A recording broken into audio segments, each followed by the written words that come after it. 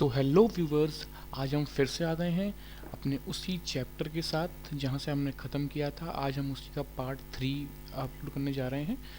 तो आज हम पढ़ेंगे लाइफ इन द सिटी। जैसा कि हमने पहले हमने पढ़ा था, जैसे कि अपने मैं आपको एक और बार रिकैप करवा दूं उसका। तो हमने हमने उरुक शहर के बारे में पढ़ा था। यहाँ पे उसकी कई विशेषताएं दे रखी हैं, आप चाहें तो स्क्रीनशॉट ले सकते हैं दोबारा से। और हम आगे अब लाइफ इन द सिटी जो हमारा टॉपिक है नेक्स्ट, उसके बारे में बात करेंगे। तो जो सिटी में उस तरह की जो लाइफ थी, हम उसके बारे में पहले बात करेंगे, कैसे लोग वहाँ पे रहते थे, क्या उनकी जो लाइफ दिनचर्या थी वो कैसी थी। तो हमने यहाँ पे देखिए, आप साइड में लिखा हुआ है न्यूक्लियर फैमिली क्या होता है। तो आप न्यूक्लियर फैमिली के बारे में मैं आपको बता दूँ कि जो मेसोपोटामिया में जो सभ्यता थी उसमें इसमें मैं बता रहा हूँ आपको बेसिकली जो है आपको उर शहर के बारे में इसमें बताया गया है। तो उसकी विशेषताओं में पहले विशेषता ये आती है कि वहाँ पे जो फैमिली थी, जो फैमिली का जो जो स्ट्रक्चर था वो न्यूक्लियर फैमिली स्ट्रक्चर था। अब भाई आप लोग पूछोगे न्यूक्लियर फैमिली स्ट्रक्चर क्या होता है। तो न्यूक्लियर फैमिली जो होता है, न्यूक्लियर फैमिली में एक मैन होता है और उसकी जो वाइफ है और जो उसके बच्चे हैं, इतने ही। जैसे कि अगर हम अपनी श्रेणी की बात करें तो हम और हमारे माँ बाप और हमारे भाई बहन हैं वो एक कंप्राइज करते हैं एक न्यूक्लियर फैमिली। तो अगर जो हम जैसे कि मैं मानता हूँ, जैसे मैं रहता हूँ, तो मेरी फैमिली में मेरे फादर हैं, मेरी मदर हैं और मेरी सिस्टर हैं और मैं हूँ। तो हम ये कह सकते हैं कि जहाँ पर हम लोग रहते हैं वो हमारी न्यूक्लियर फैमिली हम कंप्राइज करते हैं, है ना। तो इसका मतलब जो वहाँ पे उस समय का जो स्ट्रक्चर था वो भी न्यूक्लियर फैमिली स्ट्रक्चर था। जैसे कि यहाँ पे आपको लिखा हुआ है मेसोपोटामियन सोसाइटी, आप इसको ज़रूर नोट कर लें, आपके एग्ज़ाम में ज़रूर आएगा ये। न्यूक्लियर फैमिली से होता नॉर्म था एक, देखिए ध्यान देखिए, नॉर्म था एक, है ना। सो यहाँ पे एक चीज़ और लिखी हुई है, जो मैरिड सन होता था ना and his family of with parents, ठीक है। फादर जो होता था वो फैमिली का हेड होता था, ठीक है। अच्छा, अब फैमिली, अब जो है हम मैरिज की बात कर रहे हैं कि मैरिज सिस्टम यहाँ पे कैसा था। तो मैरिज सिस्टम की जब हम बात करेंगे तो जो डिक्लेरेशन होता था मैरिज का, तो वो हमेशा जो ब्राइड के पेरेंट्स हैं वो अपना कंसेंट देते थे मैरिज के लिए, तब होता था डिक्लेरेशन। जैसे यहाँ पे लिखा हुआ है आप लोग एग्जाम में, बिल्कुल बहुत इंपॉर्टेंट चीज़ है कि स्ट्रक्चर क्या है, फैमिली स्ट्रक्चर क्या है वहाँ पे, ये बहुत इंपॉर्टेंट है, ठीक है। उसके बाद क्या होता था, उसके बाद जो है गिफ्ट का एक्सचेंजमेंट होता था। कहाँ पे gift was exchange given by grooms people to the brides people when the wedding took place. अच्छा, जब हम ये डिक्लेरेशन होता है, जब जो वेडिंग का जो डिक्लेरेशन जब वो होता है, तो जो ग्रूम की तरफ से लोग हैं, यानी कि जो लड़के वाले हैं वो लड़की वालों को गिफ्ट देते थे, ठीक है। और जब वेडिंग होती थी, जब शादी होती थी, तब दोनों तरफ से जो है गिफ्ट्स एक्सचेंज हुआ करते थे। तो ये भी एक इम्पॉर्टेंट पॉइंट है, एग्ज़ाम में बिल्कुल आ सकता है कि जो है what was the highlights of the wedding ना, what is the procedure of weddings. तो हम ये जो पॉइंट्स हैं, ये बहुत इंपॉर्टेंट पॉइंट्स हम लिख सकते हैं, है ना। अच्छा, अगर हम बात करें तो ये जब वेडिंग होती थी तब वो उनका जो खाना पीना है वो सब लोग जो ग्रूम की तरफ से हैं, जो ब्राइड की तरफ से हैं, दोनों जो फैमिलीज हैं एक साथ बैठकर टेंपल में जो है भोजन किया करती थी उस वक्त में, ठीक है। और जब उसको जो दुल्हन है, दुल्हन को लेने के लिए जब उसकी जो सास है जब वो आती थी, तो जो दुल्हन होती थी उसको अपने घर के तरफ से जो उसका हिस्सा है, उसकी फादर के इनहेरिटेंस में जो उसका हिस्सा है वो उसको दे दिया जाता था, ठीक है। अब बात करते हैं, यहाँ पर आपको पॉइंट आ रहा था, लेट अस नो अबाउट उर के बारे में, है ना। तो उर क्या है, उर है one of the earliest cities to be have been excavated. ये भी बहुत इंपॉर्टेंट पॉइंट है। उरुक क्या था, one of the earliest temple town था, और ये क्या था, ये word cities which has been to be excavated earliest, ठीक है। सबसे पहले इसको खोदा गया था, इसकी खुदाई की गई थी, इसे निकाला गया था, है ना, इसको पाया गया था। तो हम बात करते हैं Ur was a town whose ordinary houses were systematically excavated in 930s, ठीक है। अब उर जो शहर था, उर शहर की विशेषता क्या थी कि उसमें नैरो विंडिंग स्ट्रीट्स थी। वो क्या दर्शाती थी कि इसमें व्हील कार्ट कभी भी आ नहीं सकती थी। जो भी गेहूं की जो सैक्स हैं, यानी कि जो गेहूं के जो बोरे हैं और वो जो भी राशन है वो सब जो है वो डंकी बैक पे यानी कि गधे के ऊपर लाद कर वहाँ पे लाया जाता होगा। ठीक है। और उनकी जो गलियाँ थी वो बहुत पतली पतली गलियाँ थी। उसके साथ साथ जो शेप्स थे घरों के या प्लॉट्स के जो भी शेप्स थे बहुत इरेगुलर थे। ठीक है। तो इसमें हमें क्या इंडिकेट करता है, जैसे यहाँ पे देखा आपने irregular shapes of house and plots, क्या इंडिकेट कर रहा है, ये इंडिकेट कर रहा है एब्सेंस ऑफ टाउन प्लानिंग। बहुत इंपॉर्टेंट पॉइंट है, बिल्कुल नोट कर लीजिए आप लोग भी। ठीक है। There were no street drain of the kind we find in contemporary. कोई स्ट्रीट ड्रेन नहीं था। ठीक है। कोई स्ट्रीट ड्रेन नहीं थी, जैसे कि हमने देखा था मोहनजोदारो में, है ना, वहाँ पे स्ट्रीट ड्रेन्स थे, लेकिन यहाँ पे नहीं है।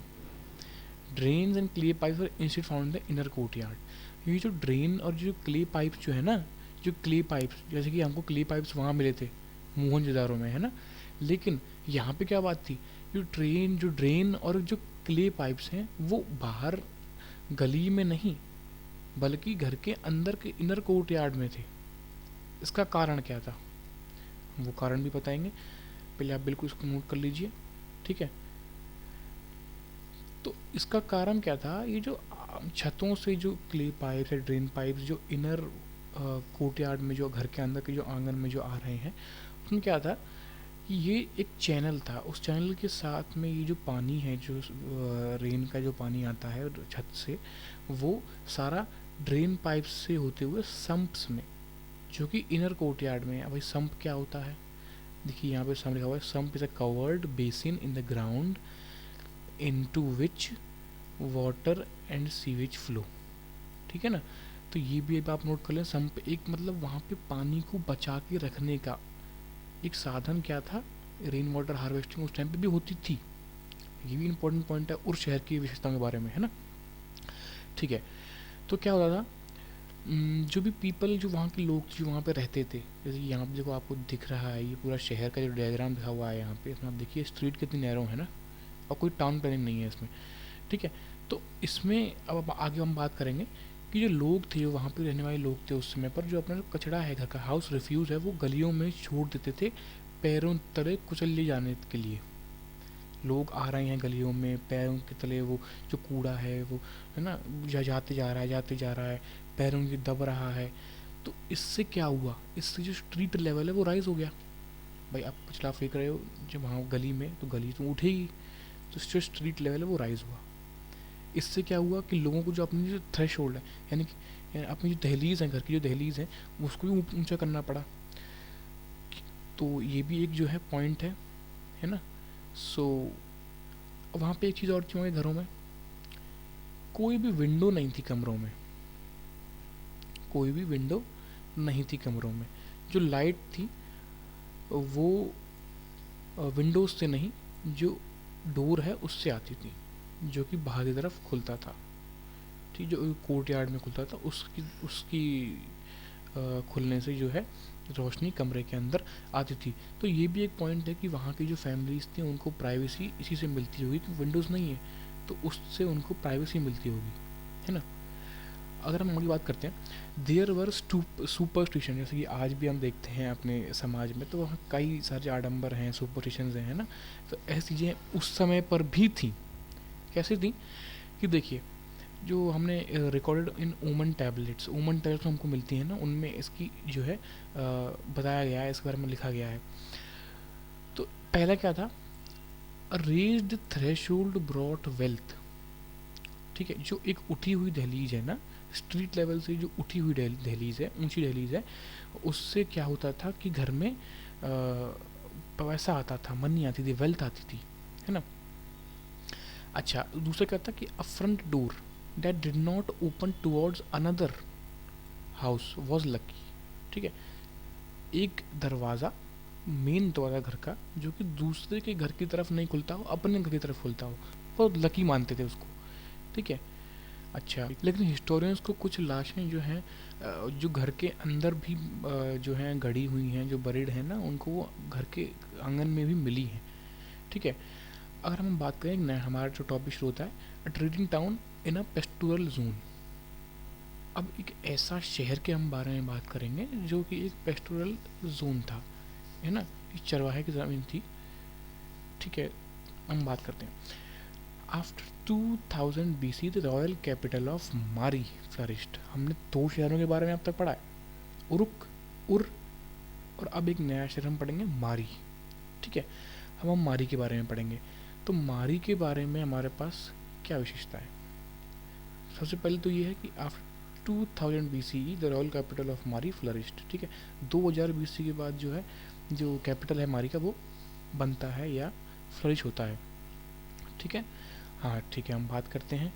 तो अब मारी जो है कैसी है, ज्योग्राफी क्या है मारी है? मैं stand for the not on the southern plain, it is which is highly productive agriculture, but ये जो शहर है ये पाया जाता है अपस्ट्रीम ऑन द फ्रात रिवर। जो फ्रात रिवर की अपस्ट्रीम है ना, उस पर पाया जाता है, यानी कि कुछ कुछ कहीं नॉर्थ के एरिया में जो है, जो मेसोपोटामिया का जो नॉर्थ का एरिया है वहाँ पर ये पाया जाता है। ठीक है, अब मैप में देख सकते हैं, ये पूरा मारी का एरिया है। मारी आपको यहाँ पर दिख रहा होगा, ये रहा मारी यहाँ पर, है ना। ठीक है, यहाँ पे ओके। क्या होता है, एग्रीकल्चर एनिमल रेयरिंग जो है यहाँ पे होती है। ये आपने ऊपर पढ़ा पेस्टोरल जोन, तो उससे हमें साफ मालूम पड़ता है कि यहाँ पे होता क्या होगा। ठीक है, अच्छा herders need to exchange young animals, cheese, leather and meat in return for grain. जैसे हमने पहले ही पढ़ा था, सॉरी, कि जो हर्डर्स हैं, जो चीज़ वो लाते हैं, सब इंडिपेंडेंट नहीं है अपने ऊपर, सब डिपेंडेंट होते हैं। ठीक है, तो ये लोग अपने जो एनिमल्स, यंग एनिमल्स, चीज़ है, लेदर है, मीट है ना, मिल्क प्रोड्यूस, वूल है, उन चीज़ों से ये जो है लाते थे।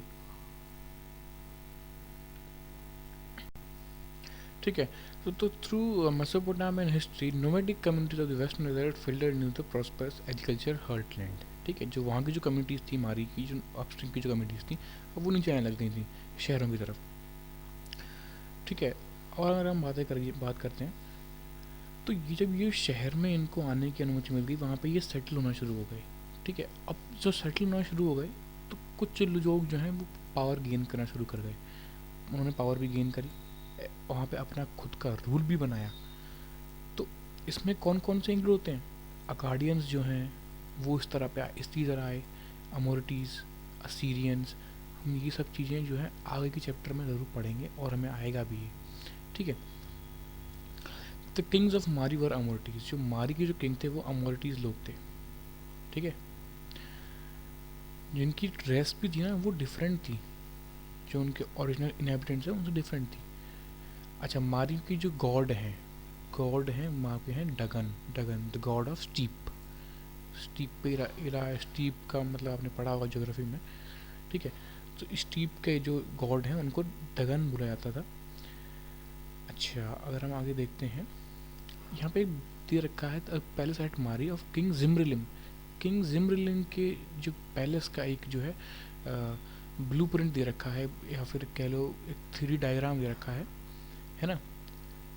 ठीक है, हम इसके बारे में भी देखेंगे। देखिए यहाँ पे स्क्राइब, लेबोरेटरी वगैरह, किचन वगैरह दे रखा बना हुआ है ना। तो इसमें आप इसको पढ़ लीजिएगा, ये भी एक अच्छा टॉपिक है, एग्ज़ाम में आ सकता है, इसमें आ सकता है। ठीक है, अब यहाँ पे मारी के बारे में विशेषता है कि वो उनका जो है इकोनॉमी राइज कैसे होती थी, तो वो देखिए। The kings of Mari however had to vigilant, herders of various tribes were allowed to move in the kingdom but they were watched. Mari के जो किंग ने हर्डर्स को अलाउ किया अपने किंगडम में आने के लिए, लेकिन उन पे वॉच रखा जाता था। उनके जो खुफिया सूत्र हैं किंग के, वो उन पे जो है नज़र रखते थे, है ना, वॉच करते थे उनको। ठीक है, अब जो मारी की जो लोकेशन थी ना, वो इतनी डोमिनेंट प्लेस पे थी, फ्रात रिवर के बैंक्स पर, वो इतनी प्राइम पोजीशन थी ट्रेड के लिए। क्योंकि जो भी ट्रेड होता है, चाहे टर्की से, सीरिया से, लेबनान से, कहीं से भी कर लीजिए ट्रेड, जो साउथ की जो जो किंगडम्स थी जो ट्रेड करती थी, तो जो ट्रेड रूट था वो रूट यही फ्रात रिवर से होते जाता था। तो ये इनका डोमिनेंट पोजीशन फ्रात रिवर पर था, और वो उससे जो है टैक्स भी वसूलते थे वहाँ के जो ट्रेडिंग, जो अभी बोट्स वगैरह आती थी उनसे। तो वो किस तरह करती थी वो आप देखेंगे इस समय।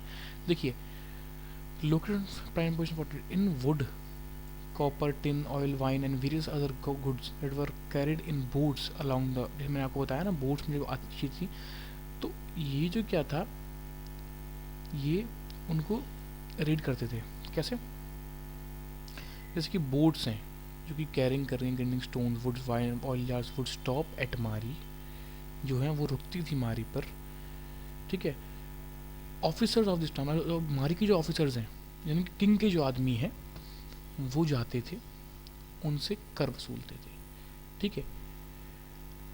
कितना बताते हैं, अ लेवी चार्ज, देखिए यहाँ पे साफ साफ देखा levy and about 1/10 of the value of the goods before allowing the book to continue down stream. जब वो डाउन स्ट्रीम की तरफ जाती थी, यानी कि जो साउथर्न पार्ट था मेसोपोटामिया का, वहाँ की तरफ जाती थी, उनसे पहले उनसे एक कर वसूलते थे, उनकी जो भी चीज़ लेके जा रहे हैं उसका 1/10 वैल्यू का सामान उनसे लेते थे एज अ टैक्स, ठीक है। और हम बात करेंगे, ठीक है, सिटीज़ इन मेसोपोटामियन कल्चर। अब वहाँ पे सिटीज़ किस तरह की हुआ करती थी। Mesopotamians valued city life in which people of many communities and culture lived by side, ठीक है। The most poignant remember with the pride of Mesopotamia to the city comes end of Gilgamesh epic. Gilgamesh epic का नाम आया है यहाँ पे, Gilgamesh epic, इसके बारे में बताऊंगा मैं क्या है ये Gilgamesh epic, which was written in on 12 tablets. ये भी बहुत इंपॉर्टेंट है, एमसीक्यू टाइप क्वेश्चन में मेरी भी एग्जाम में आया था बिल्कुल, तो आप इसको भी नोट कर सकते हैं क्योंकि ये आया है तो इम्पोर्टेंट चीज़ तो है इसका मतलब, है ना।